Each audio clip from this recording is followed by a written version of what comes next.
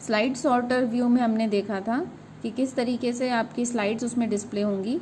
अब हम जाते हैं कि अगर हमें नई स्लाइड ऐड करनी हो, हमारे पास पहले एक ही स्लाइड थी हमारे प्रोग्राम में, अब मैं इसके अंदर न्यू स्लाइड कैसे ऐड कर सकती हूँ। तो यहाँ पे आप देखिए न्यू स्लाइड का आइकन है, इस पर आप सिलेक्ट करेंगे तो आपके सामने नई स्लाइड आ गई है। इस तरीके से आप कितनी भी स्लाइड्स ऐड कर सकते हो, उसमें आपको कोई भी प्रॉब्लम नहीं आएगी। और जो अगर आपके पास कोई एक्स्ट्रा फाइल है, स्लाइड है, आप डिलीट करना चाहते हो तो बस उस पर सिलेक्ट कीजिए और यहाँ पर आकर डिलीट बटन पे प्रेस कर दीजिए तो आपकी स्लाइड डिलीट हो जाएगी। यहाँ पे स्टेटस बार पे आपको स्लाइड्स भी दिख रही हैं, जैसे अभी हमने 4 स्लाइड्स बनाई हैं और प्रेजेंटली मैं सेकेंड स्लाइड पर हूँ। मुझे ये स्लाइड नहीं चाहिए तो मैं इसे सिलेक्ट करके यहाँ से डिलीट कर देती हूँ। तो देखिए अभी स्लाइड्स हो गई 2 of 3, जो सेकेंड स्लाइड पे मैं थी वो डिलीट हो गई और टोटल स्लाइड्स बच गई 3। तो ये स्टेटस बार में आप देख सकते हैं कितनी फाइल्स हैं, स्लाइड्स हैं आपके पास। अब हम सेकेंड स्लाइड पे जाते हैं तो सेम तरीके से आपके सामने आ जाता है, टाइटल ऐड कीजिए या टेक्स्ट ऐड कीजिए। मेरी सेकेंड स्लाइड में इस पर लिख देती हूँ कि मेरी सेकेंड स्लाइड है और थर्ड स्लाइड पे हम लिख देते हैं कि ये हमारी थर्ड स्लाइड है। अब हम इसका अगर स्लाइड शो लेते हैं तो वो कैसे रहेगा, आप शॉर्टकट यूज़ कर सकते हो F5। फर्स्ट स्लाइड में टीचिंग सब्जेक्ट, सेकंड स्लाइड में second slide and third slide. इस तरीके से आप अपना प्रेजेंटेशन कर सकते हैं। अब स्लाइड सॉर्टर व्यू में ये कैसे दिखेगा, तो आप अपनी एरो की को यहाँ लेके जाइए और स्लाइड सॉर्टर व्यू में आ जाइए। तो ये देखिए आपकी स्लाइड्स इस तरीके से दिख जाती हैं। यहाँ से मैं चाहती हूँ कि मेरी कोई स्लाइड मुझे प्रेजेंटेशन में यूज़ नहीं करनी, फ़िलहाल डिलीट नहीं करनी है, मुझे डिलीट कर दूँगी तो पीपीटी से गायब हो जाएगी।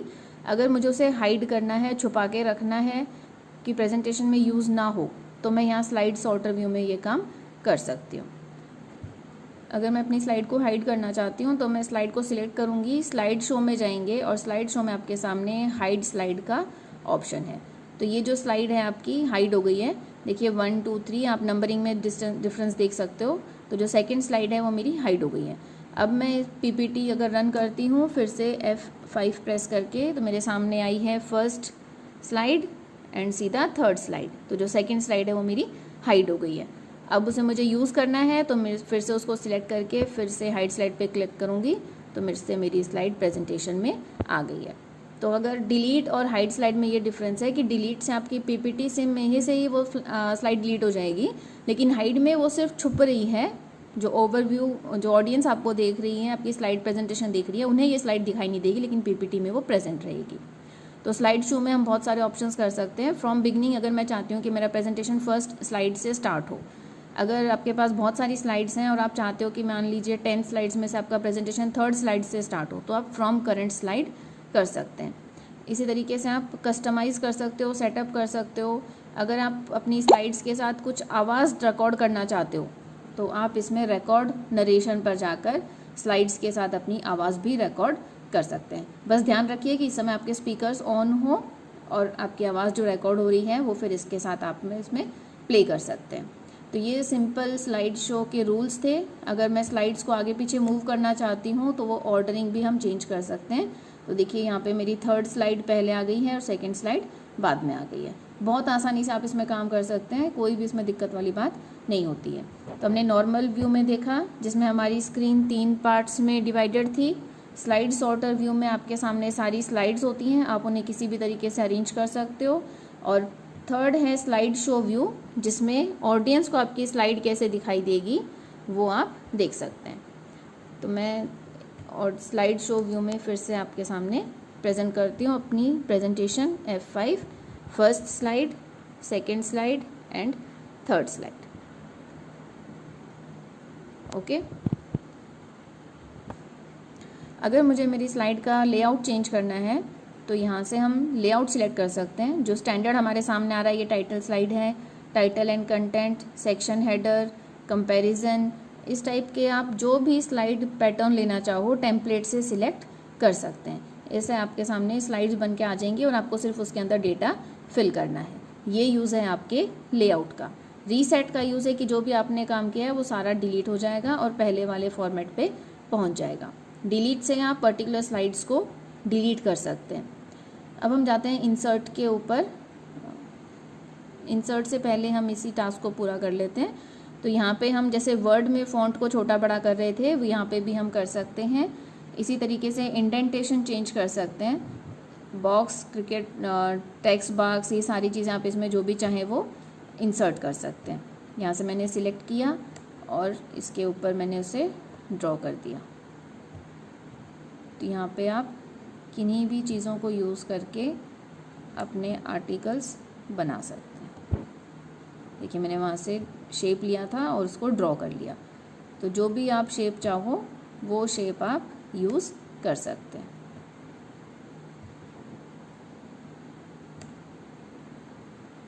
देखिए इस तरीके से आप इसके अंदर कोई भी शेप्स यूज़ कर सकते हैं और इन्हें अरेंज कर सकते हैं, शेप को फिल कर सकते हैं। कोई चीज़ आपको ढूंढनी है, रिप्लेस करनी है, सिलेक्ट करनी है, एडिटिंग करनी है, जैसे आप वर्ड में करते थे वो सेम प्रोसेस आप इन स्लाइड्स के ऊपर कर सकते हैं। Editing, drawing, formatting, font format.